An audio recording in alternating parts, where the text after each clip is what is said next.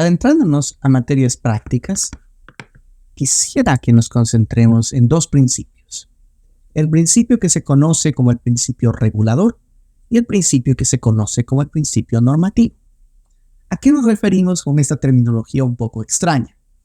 El principio regulador indica que todo lo que hacemos en una reunión de adoración debe ser claramente justificado por la Escritura, o algunos podrían decirlo regulado por la Escritura o ordenado por la Escritura.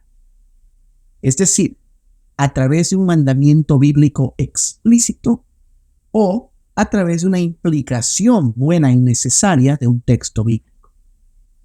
Es decir, estamos hablando de que todo elemento de la adoración, todo elemento de la adoración corporativa en nuestra reunión semanal debe ser algo que está claramente indicado en la Biblia. Si no está en la Biblia, no es parte del servicio de adoración en el día del Señor. A eso se refiere el principio regulador. O sea que hay una regulación de la Escritura, una regulación explícita, ya sea a manera de mandamiento o a manera de implicación. El principio normativo refleja otra perspectiva diferente. El principio normativo nos dice de que siempre y cuando que una práctica no esté prohibida en la Biblia, esta práctica se puede utilizar en la iglesia, en la vida congregacional y de adoración, dependiendo de la sabiduría de las personas que están dirigiendo. Es decir, no está diciendo de que haya una regla, un mandamiento en la palabra explícito para cada parte del servicio de adoración, sino de que, pues, obviamente, si algo no está prohibido, que se lo pueda considerar para ser parte de la adoración. Entonces, en resumen, vemos que el principio regulador prohíbe aquello que no está explícitamente ordenado en la palabra. El principio normativo permite cualquier cosa que no esté prohibida en la palabra. ¿De qué nos sirve esto, profesor? Muchas veces yo me pregunto lo mismo, porque nosotros siempre tenemos tendencias a polarizarnos. Y yo no quiero que nos dividamos aquí. Yo soy del principio regulador, yo soy del principio normativo. No, esa no es mi intención. Pero estas son dos corrientes que en la historia de la iglesia se han manejado para tratar de definir cómo organizar el servicio de adoración, cómo organizar la liturgia de la iglesia. ¿Y por qué es esto? Esto es porque nosotros como seres humanos necesitamos sabiduría para determinar cómo hacer esto. Porque la palabra de Dios no nos da a nosotros un orden explícito, no nos da a nosotros una lista, no nos da a nosotros un ejemplo, una muestra de cómo era la adoración en la iglesia primitiva. De hecho, una gran parte de la Biblia toma como referencia el antiguo pacto, o sea, antes de que venga Cristo al mundo. El Antiguo Testamento, pues, nos habla de la adoración de Israel y nosotros no somos Israel.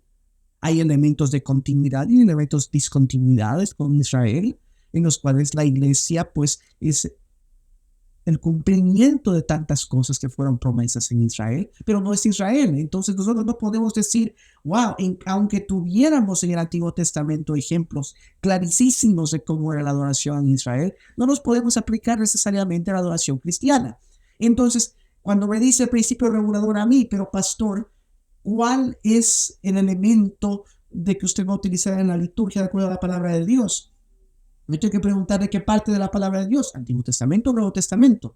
Hay que utilizar la sabiduría de todos modos, hay que buscar al Señor, porque el Señor no nos dio a nosotros un orden preestablecido. Yo no puedo tomar un manual de liturgia y decir, este manual es bíblico y este otro orden que encontré en internet no es bíblico. Yo no puedo decir eso, porque no tenemos nosotros algo que compararlo. Ahora, si tenemos pautas en la Biblia, tenemos muchas cosas en la palabra que nos hablan de esto y que debemos utilizarlas. Pero no tenemos nosotros un manual de cómo hacer la adoración corporativa. Entonces, hay puntos en los que el principio regulador nos es muy útil. Queremos hacer lo que la Biblia nos dice que hagamos, ¿sí? En ese sentido, yo sigo el principio regulador. La palabra de Dios me va a decir, y aquí lo vamos a ver, que haga ciertas cosas y yo las quiero hacer en obediencia a mi Señor, porque yo quiero adorar de la manera que Él me llama a adorar. Al mismo tiempo, yo tengo que entender que nosotros tenemos normas culturales, tenemos elementos culturales, tenemos elementos sociales de varios tipos que requieren que nosotros constantemente estemos reformando la iglesia. Es decir, que estemos nosotros considerando cómo aplicar la doctrina, cómo mostrar el evangelio, predicar el evangelio de una manera más correcta. Cada vez más la iglesia va creciendo, va siendo santificada la imagen de Cristo. Y parte de eso va a ser cómo nosotros podemos comunicar el evangelio a quienes están en nuestro campo misionero. Si yo soy llamado a predicar a ingenieros, si yo soy llamado a predicar a la comunidad Schweizer, si soy llamado a predicar a los lojanos, si soy llamado a predicar a los maravitas, ¿cómo puedo hacer esto? ¿De qué manera yo puedo ayudarles a entender el evangelio de una mejor manera? Es posible que haya algún elemento que necesite yo considerarlo, pero que no sea un elemento que esté explícitamente prescrito en la Biblia. Un infocus, ¿está el infocus en la Biblia? ¿Está PowerPoint en la Biblia? No, ¿verdad? El piano no existía en el tiempo bíblico. La guitarra no existía. Charangos no hay en la Biblia. Ni bombo tampoco. Entonces, ¿qué estoy diciendo? Entonces, yo siempre trato de utilizar tanto la sabiduría del principio regulador como la sabiduría del principio normativo, los dos, para poder llegar a una visión, a un diseño más bíblico de la oración, más apegado a nuestra realidad, a nuestro contexto, y al mismo tiempo sin ofender a nuestro Dios. Vamos a la palabra de Dios, hermanos. No vamos a ver todas esas secciones aquí. Éxodo, les exhorto a verlo. Éxodo capítulo 3, versículo 12 y 18, 5, 1, 3, 8, capítulo 7, 16, capítulo 8, 1, 20, 25, 29, capítulo 9, 1 y versículo 13, capítulo 10, 3, 7, 11, 24, 27. El punto de todo esto en Éxodo es enseñarnos algo muy crítico. Veámoslo aquí en Éxodo 3, 12, donde dice: ciertamente yo estaré contigo. Éxodo 3, versículo 12. Ciertamente yo estaré contigo, le respondió el Señor. Y la señal para ti de que soy yo el que te ha enviado será esta: cuando hayas sacado al pueblo de Egipto, ustedes adorarán a Dios en este monte. Versículo 18. Ellos escucharán tu voz. Entonces tú dirás con los ancianos de Israel al rey de Egipto y le dirán: el Señor, el Dios de los hebreos, nos ha salido al encuentro. Ahora pues, permite que vayamos 3 días de camino al desierto. ¿Para qué? Para ofrecer sacrificios al Señor nuestro Dios. El propósito de la redención es la adoración. Y como diría John Piper, las misiones existen por la necesidad que tenemos de que haya adoración y salen de la adoración. ¿Sí? La redención, nosotros somos un pueblo que está en Éxodo. Éxodo es nuestra historia. Hemos sido redimidos, las cadenas nos han sido sacadas. Nos han sacado de la esclavitud. Jesucristo nuestro Señor nos ha sacado de la esclavitud, nos lleva en libertad a la tierra prometida, a la nueva Jerusalén, a los nuevos cielos y a la nueva tierra. ¿Y cuál es el propósito de esta redención? De que Cristo pagó por todos nuestros pecados, que su sangre fue derramada por todos nuestros pecados. ¿Cuál es el propósito de la redención? El propósito de la redención es la adoración. Entonces aquí dice, pues yo los he sacado para que adoren al Dios vivo, al Dios de Israel, a su Dios, al Dios que hizo pacto con ustedes en este monte. Entonces una y otra vez vamos a ver nosotros en Éxodo que el propósito de la redención es la adoración. Todo esto lo pueden ver en mayor detalle en la Iglesia Deliberante de Mark Dever y Alexander. Y como les había indicado, hay algunas cosas de traducción en ese texto, pero eso no quiere decir que el texto no sea útil. Les exhorto a que lo vean especialmente en la sección referente a la adoración corporativa. Nuestra adoración importa. Si el propósito de la adoración, el propósito de la redención es la adoración, y la adoración es el combustible que pues genera la llama misionera, y las misiones existen porque falta adoración, pues hablemos un poco de la adoración. Vamos a 1 Corintios capítulo 14. ¿Qué vemos nosotros en 1 Corintios capítulo 14? Vemos nosotros una iglesia desordenadísima. Vemos un relajo. Lo peor de lo peor. La iglesia esta de los Corintios estaba metida en todo tipo de inmoralidad que ni los paganos las podían escuchar. Estaba en un desorden, en una pelea, en una borrachera tremenda. ¿Qué dice Pablo? Capítulo 14. Procuren alcanzar el amor, pero también deseen ardientemente los dones espirituales, sobre todo que profeticen. Porque el que habla en lenguas no habla a los hombres sino a Dios, pues nadie lo entiende sino que en su espíritu hablan misterios. Pero el que profetiza habla a los hombres para edificación, exhortación y consolación. El que habla en lenguas a sí mismo se edifica, pero el que profetiza edifica a la iglesia. Sea lo que sea, esta no es clase de los dones espirituales o del trabajo del Espíritu Santo en la vida de la iglesia. Pero, como toca esto nuestro tema, ¿qué es la esencia? ¿Cuál es la esencia de este texto? Sea lo que sea que signifique, lenguas, profecías, dones, lo que sea. La edificación de la iglesia. La edificación de la iglesia. Voy a ponerlo en otros términos para evitar la pugna que a veces se da por las lenguas. Hermano Víctor, te encanta tocar el piano, pero tú tocas el piano para ti mismo. Tú utilizas el piano para conectarte tú con Dios, supuestamente. Y al estar tú solamente centrado en ti mismo, no edificas a la iglesia. Eso es lo que estaba pasando en los Corintios y estos dones espirituales. Incluso estaban jactándose ellos. Yo tengo este don, tú tienes este don. Mira lo bien que yo hago esto. Hablo en lenguas, hablo de esta manera en lenguas. Pero no están edificando el cuerpo de Cristo. Ahora bien, hermanos, versículo 6. Si yo voy a ustedes hablando en lenguas, ¿de qué provecho les seré? A menos de que les hable por medio de revelación. No olvidemos la definición de la adoración que veíamos del Dr. Miguel Núñez y otros. ¿Qué es lo que nutre la adoración? La palabra de Dios, la revelación de Dios. John Stott nos decía que Dios se digna en revelársenos a nosotros, seres humanos. A menos de que les hable por medio de revelación o de conocimiento, de profecía o de enseñanza, aún las cosas inanimadas como la flauta y el arpa, al producir un sonido, si no dan con distinción los sonidos, ¿cómo se sabrá lo que se toca en la flauta o en el arpa? Porque si la trompeta da un sonido incierto, ¿quién se preparará para la batalla? Así también ustedes, a menos de que con la boca pronuncien palabras inteligibles, ¿cómo sabrá lo que dicen?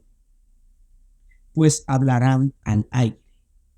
Hay quizás muchas variedades de idiomas en el mundo y ninguno carece de significado. Pues si yo no sé el significado de las palabras, seré para el que habla un extranjero, y el que habla será un extranjero para mí. Así también ustedes, puesto que anhelan dones espirituales, procuren abundar en ellos. ¿Para qué? Para la edificación de la iglesia. Por tanto, el que habla en lenguas, pida en oración para que pueda interpretar. Porque si yo oro en lenguas, mi espíritu ora, pero mi entendimiento queda sin fruto. ¿Sí? Y sigue hablando de la edificación, sigue hablando de todo esto. Y pues él dice, y llega a este punto del versículo 26, en el que dice lo siguiente. ¿Qué hay que hacer, pues, hermanos? Cuando se reúnan, cada cual aporte salmo, enseñanza, revelación, lenguas o interpretación. Si alguien habla en lenguas, que hablen 2, o a lo más 3, y por turno, y que uno interprete. Pero si no hay intérprete, que guarde silencio en la iglesia, y que hable para sí y para Dios. Y que 2 o 3 profetas hablen y los demás juzguen. Pero si a otro que está sentado le es revelado algo, que calle el primero. Porque todos pueden profetizar uno por otro para que todos aprendan y sean exhortados. Los espíritus de los profetas están sujetos a los profetas, porque Dios no es un Dios de confusión, sino de paz, como en todas las iglesias de los santos. Entonces, mire usted, ¿a qué se refleja esto? Antes de esos versículos, veíamos nosotros este pequeño diálogo que dice Pablo. Versículo 22. Así que las lenguas son una señal, no para los que creen, sino para los incrédulos. Pero la profecía es una señal, no para los incrédulos, sino para los creyentes. Por tanto, si toda la iglesia se reúne y todos hablan en lenguas y entran algunos sin ese don o que son incrédulos, ¿no dirán que ustedes están locos? Pero si todos profetizan y entra un incrédulo o uno sin ese don, por todos será convencido, por todos será juzgado. Los secretos de su corazón quedarán al descubierto y él se postrará y adorará a Dios, declarando que en verdad Dios está entre ustedes. ¿Qué vemos de 1 Corintios 14?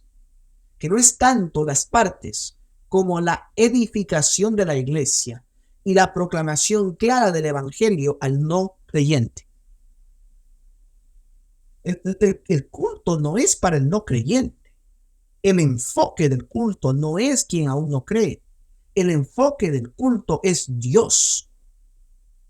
Y al enfocarnos en Dios, lo que hacemos para la gloria de Dios resultará en la edificación del cuerpo de Cristo. Y al ser esta edificación del cuerpo de Cristo, esta proclamación del evangelio, de la palabra, su análisis, su interpretación, su aplicación, tanto en canción como en oración, como en predicación, como en diálogo mutuo entre los hermanos y las hermanas. El incrédulo dice, wow, yo no he visto jamás nada como esto. Dios, a quien ustedes proclamaron, verdaderamente está entre ustedes. ¿Para qué dar un curso de seminario en adoración corporativa? Es porque necesitamos nosotros dar la gloria a Dios con toda nuestra vida, con todo nuestro ser, honrarlo, glorificarlo, amarlo. Y al hacer eso, edificarnos el uno al otro. Y al edificarnos el uno al otro, proclamar esa preciosa verdad al mundo. Levítico 9, empezando en el capítulo 9 hasta el capítulo 10, versículo 3. Me parecería tal vez algo un poco extraño. Pero ¿qué vemos nosotros en Levítico? Lo siguiente, Levítico 9, estamos hablando de los sacrificios que va a hacer Aarón como sacerdote ya. Y pues en esta sección de la palabra de Dios, nosotros vemos de que hay un procedimiento. Si todo un becerro para la ofrenda por el pecado y un carnero para el holocausto, ambos sin defectos, y ofrécemos delante del Señor. Uno de esos sacrificios es Cristo, y Él ya fue una vez para siempre. Pero eso no quiere decir que ignoremos textos como este. Nos enseñan algo. ¿Qué nos enseñan? ¿Qué nos enseñan? Sigamos. Pues dice, versículo 7. Entonces Moisés dijo a Aarón, acércate al altar y presenta tu ofrenda por el pecado y tu holocausto, para que hagas expiación por ti mismo y por el pueblo. Luego presenta la ofrenda por el pueblo, para que puedas hacer expiación por ellos, tal como el Señor ha ordenado. Muy clave eso, tal como el Señor ha ordenado. Para ellos era fundamental seguir las instrucciones del Señor al pie de la letra, porque Dios es tan santo y el hombre es tan pecador, que el encuentro entre el Dios santo y el hombre pecador, a no ser que haya sido expiado y propiciado de la manera tan precisa que Dios indicó, resultan en muerte, resultaban en una... porque el pecado, como decía Arcis Pro, es una traición cósmica a Dios. No puede coexistir el hombre con Dios debido al pecado. Entonces la expiación en esos tiempos tenía que ser hecha de una manera muy precisa, tal como Jehová, tal como Yahvé les ha ordenado. Entonces se acercó pues Aarón al altar e hizo esto, y lo otro y aquello, ¿cierto? Entonces siguió y avanzó en todos los pasos que había dicho Aarón. Versículo 22. Entonces Aarón alzó sus manos hacia el pueblo y lo bendijo. Y después de ofrecer la ofrenda por el pecado, el holocausto y las ofrendas de paz, descendió. Moisés y Aarón entraron en la tienda de reunión y cuando salieron y bendijeron al pueblo, la gloria del Señor apareció a todo el pueblo y salió fuego de la presencia del Señor que consumió el holocausto y los pedazos de grasa sobre el altar. Al verlo, todo el pueblo aclamó y se postró rostro en tierra. Aquí tenemos un ejemplo de un servicio en el que ellos presentaron estos holocaustos, estos sacrificios al Señor. Versículo 10. Pero Nadab y Abiú, hijos de Aarón, tomaron sus respectivos incensarios y después de poner fuego en ellos y echar incienso sobre él, ofrecieron delante del Señor fuego extraño. O sea, fuego no prescrito, no el fuego que Aarón nos acabó de mostrar, no el fuego diferente, extraño, que no seguía exactamente lo que Yahvé les había determinado. Nos explica incluso el texto, fuego extraño que él no les había ordenado. Y de la presencia del Señor salió fuego que los consumió. Y murieron delante del Señor. Entonces Moisés dijo a Aarón, eso es lo que el Señor dijo, como santo seré tratado por los que se acercan a mí, y en presencia de todo el pueblo seré honrado. Y Aarón guardó silencio. Fue consecuencia de la adoración falsa en este caso. Los muchachos fueron, tal vez de buena intención, tal vez quisieron ser buenos sacerdotes, quisieron copiar a su padre, qué sé yo, la palabra no nos dice. Pero ellos fueron a ofrecer este fuego extraño. Y esa es la cosa. Nuestro Dios es un fuego consumidor, dice la palabra. Es decir, Él consume la ofrenda que es Cristo Jesús, o nos consume a nosotros. Y ahí, pues, imágenes del infierno, por ejemplo, una doctrina tan difícil de predicar en esos tiempos, no porque no sea clara, sino porque a la gente no le gusta oírla, y jamás la ha escuchado oírla. Pero todo esto tiene conexiones temáticas en la palabra de Dios. Nuestro Dios es un fuego consumidor. Y si nosotros nos arrepentimos, Cristo es esta ofrenda que se consume por nosotros. Pero si no lo es, nosotros seremos consumidos. Entonces nuestra adoración, la manera en la que llevamos la adoración, si el arrepentimiento es parte de la adoración, todo esto importa. Juan 4, ¿qué vemos en Juan 4? Juan 4, estamos ya del otro lado del pacto. Cuando Cristo vino al mundo, y a pesar de que aún no va a la cruz, aún no ha resucitado, tenemos un encuentro de su vida. Juan capítulo 4, versículos 19 al 24. Nosotros tenemos aquí, empezando en el versículo 1, tenemos la situación en la que Cristo se encuentra con una mujer. Y una mujer samaritana, una mujer completamente aislada, por así decirlo, no solo de su comunidad, pero también del resto de Israel. El pueblo de Israel no los podía ni ver. De hecho, se iba por un lado. Por eso que incluso al empezar el capítulo dice, por tanto, cuando el Señor supo que los fariseos habían oído que él hacía y que bautizaba más discípulos, Juan salió de Judea y se fue otra vez para Galilea, y él tenía que pasar por Samaria. Muchos se iban alrededor de Samaria. Él se fue por Samaria y se encontró con esta mujer. Y esa mujer y él tenían esta conversación tan fascinante. Una conversación muy interesante. Versículo 19. Pues estamos justo después de que Cristo le dice, pues, ve y trae a tu marido. Y ella dice, bueno, yo no tengo marido. Versículo 19. La mujer le dijo, Señor, me parece que tú eres profeta. ¡Wow! ¡Qué deducción tan brillante! Nuestros padres adoraron en este monte. No se olviden, el propósito de la redención en Éxodo 3 era cual, que cuando salieran ellos iban a adorar a Dios en ese monte, en la adoración. Y ustedes dicen que en Jerusalén está el lugar donde se debe adorar. Jesús le dijo, mujer, cree lo que te digo. La hora viene cuando ni en este monte ni en Jerusalén adorarán ustedes al Padre. Ustedes adoran lo que no conocen, nosotros adoramos lo que conocemos, porque la salvación viene de los judíos. Pero la hora viene y ahora es cuando los verdaderos adoradores adorarán al Padre en espíritu y en verdad. Porque ciertamente a los tales el Padre busca que lo adore. Dios es espíritu y los que lo adoran deben adorar en espíritu y en verdad. En espíritu y en verdad.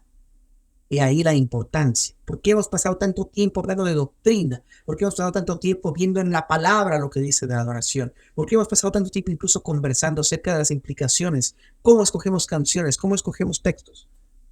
Porque nosotros estamos a adorar en verdad, en espíritu y en verdad. No en falsedades, no en engaños, no en cuentos, no en mentiras. Entonces, orientándonos ya para diseñar una liturgia centrada en el Evangelio. Para su contexto local, para su iglesia local, sigue estos lineamientos. Utilice la sabiduría del principio regulador y del principio normativo. Pero busque qué es lo que debemos hacer para honrar a Dios. Estos títulos vienen del libro de Mark Dever, pero también están en un montón de otros libros, porque es muy común ver estas diferentes partes del servicio de esta manera. Es muy común en los teólogos presentarlo de esta manera.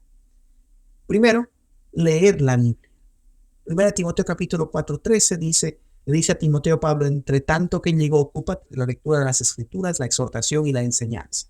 Está hablando ese texto exactamente acerca de la lectura pública de la palabra, tal vez no. Pero lo que sí sabemos es que tenemos que leer la Biblia. Y si yo tengo que leer la Biblia individualmente, leer la Biblia corporativamente en la congregación, es lo mismo. No es lo mismo en el sentido de que no hago lo uno, pero hago lo otro. El mandamiento es hacerlo. Tenemos que leer la Biblia. Leamos la Biblia en la congregación. ¿Cuáles son momentos para poder leer la Biblia en el servicio? Bueno, podemos empezar el servicio con un llamado a la adoración. Un llamado a la adoración que sea basado en la palabra de Dios. Podemos dar la bienvenida al servicio leyendo de la palabra de Dios. Quizá un salmo, quizá una sección pequeña de la Escritura. Podemos leer la palabra entre las canciones.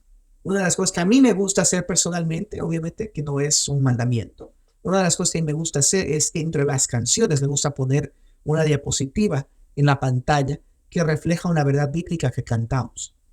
Porque quiero enseñarle a la persona de que nosotros no cantamos canciones por cantarlas. No son canciones que nos ayudan a entender más el carácter de Dios, nos enseñan a entender más de la Biblia. Entonces yo quiero que ellos vean qué texto enseña la verdad que acabamos de cantar o nos prepara para la canción que vamos a cantar. Entonces me gusta a mí poner la palabra allí. Algunas veces la leo de manera verbal, a veces la dejo nomás en la pantalla, me estoy dando un fondo musical, a veces estamos cantando. Todo depende del momento, pero me gusta mucho tener la palabra en ese caso. Al mismo tiempo, es importante una lectura del texto que vamos a leer como congregación.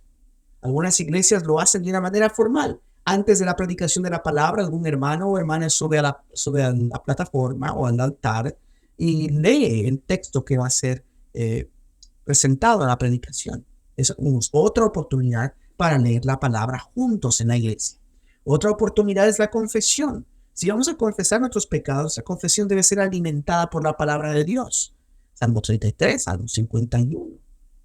Hay muchos lugares en la palabra que nos ayudan de esa manera. Primero de Juan nos puede ayudar a darnos certeza del perdón de Dios en nuestros pecados. Y al mismo tiempo a llamarnos al arrepentimiento si estamos viviendo el pecado. Estas son muchas maneras en las que la palabra se puede utilizar. Podemos cantarla, podemos hacer canciones que nos ayuden a leer la Biblia de manera colectiva de esa manera. Leer la Biblia. Predicar la Biblia. Obviamente, el servicio dominical tiene la predicación de la Biblia. Predicación que refleja el contenido de la Biblia en el contenido del mensaje. No una predicación caprichosa en la que nosotros queremos hacer eisegesis, que nosotros queremos ponerle al texto a que diga lo que yo quiero que diga. Voy a predicar hoy acerca de la bondad de Dios y le hago que el texto diga eso, aunque no lo diga. No, nosotros tenemos que predicar lo que dice el texto. El texto es quien nos da a nosotros la pauta, la guía, el esquema, el tema, no nosotros. No podemos predicar de esa manera.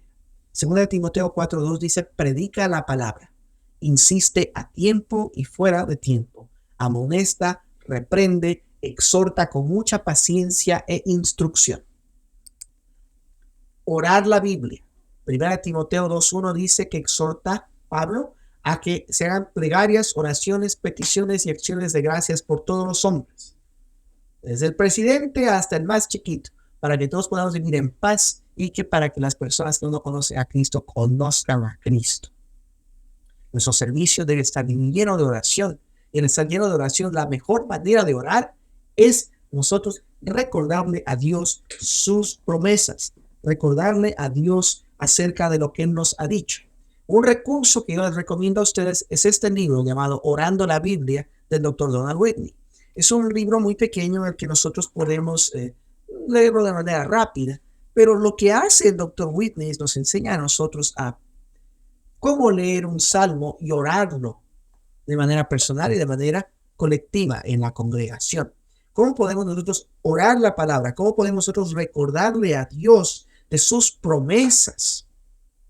Y de esa manera avivar nuestras oraciones, darles nueva vida, nueva sazón, para nosotros no estar supuestamente orando lo mismo y lo mismo y lo mismo. La palabra es muy rica, nos da a nosotros tantas emociones, tantos mandamientos, tantas promesas, tantos momentos de consuelo, tantos momentos de exhortación, que al orarlo en el transcurso de la vida congregacional de la iglesia, siempre vamos a ser desafiados por la palabra de una forma u otra.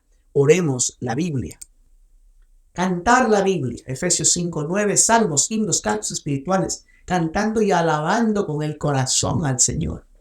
Las canciones las estaba haciendo el pueblo de Israel por siempre. La música es muy importante.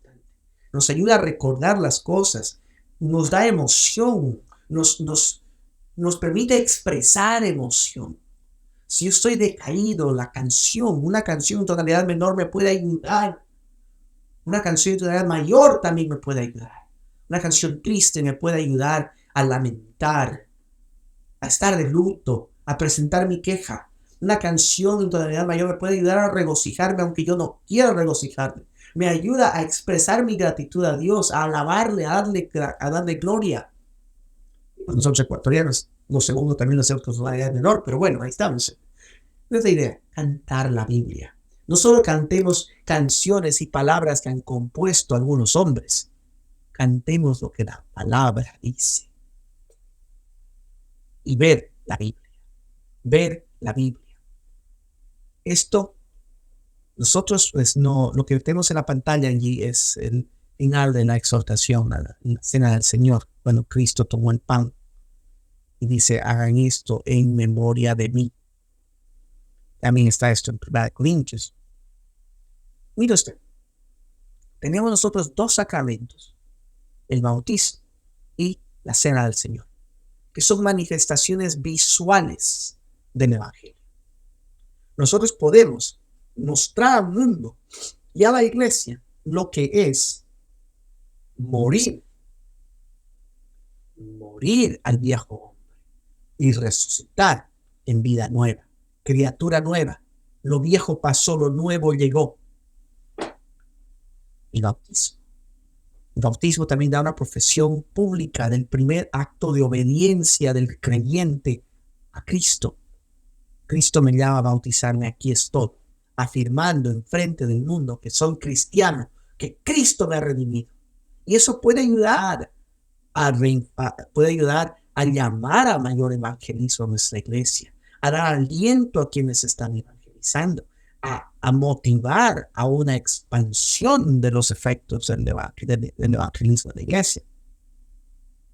Yo recuerdo que estaba muy decaído una vez y alguien me dijo de que un hermano había llegado a conocer a Cristo y que era hora de bautizarlo. Con qué alegría que seguí yo para seguir a la casa, para llegar a la casa pronto para poder llegar al día en que pudiéramos bautizar a tal hermano. Da vida ver el bautismo. Y la cena del Señor, celebrada de manera frecuente, la palabra no nos dice cuán frecuentemente. Personalmente, a mí me gusta cada semana, porque entonces si yo tengo la cena del Señor cada semana, es un desafío a confesar nuestros pecados de manera constante para ser partícipes de este gozo, de esta celebración. Estaba en Brasil, estaba en Porto Alegre, fue a la iglesia. Y esos brasileños hacían una cosa muy linda. Cuando tomaban la copa, o tomaban el pan, ellos antes de comerlo o tomarlo miraban alrededor del salón, alrededor del templo. Y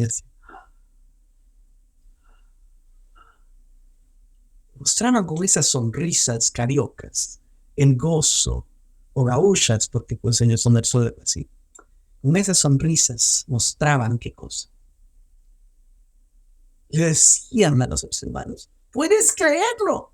¿Puedes creer lo que hizo mi Cristo por mí? Comamos. ¿Puedes creerlo? Derramó su sangre por nosotros. Veámoslo. Es un gozo, es una manifestación del Evangelio cada semana. Pero bueno, hay algunos que tienen la convicción de que hacerlo muy frecuentemente puede minimizar el impacto de esto. Lo respeto lo que están diciendo. Y obviamente no hay ninguna materia dogmática acerca de una o de otra manera. Lo que sí, tenemos que tener cuidado de que no se vuelva tan poco frecuente que no haya ese llamado a vivir en santidad. Que la persona pueda llegar tal vez, porque no se olvide que nosotros somos fábricas de ídolos andantes, como diría Calvin de alguna manera un poquito diferente. Que nosotros digamos, bueno, hoy no necesito arrepentirme porque no tengo que pasar vergüenza si no tomo la cena, ¿sí? Y pasas de semana en semana y se sabe que el corazón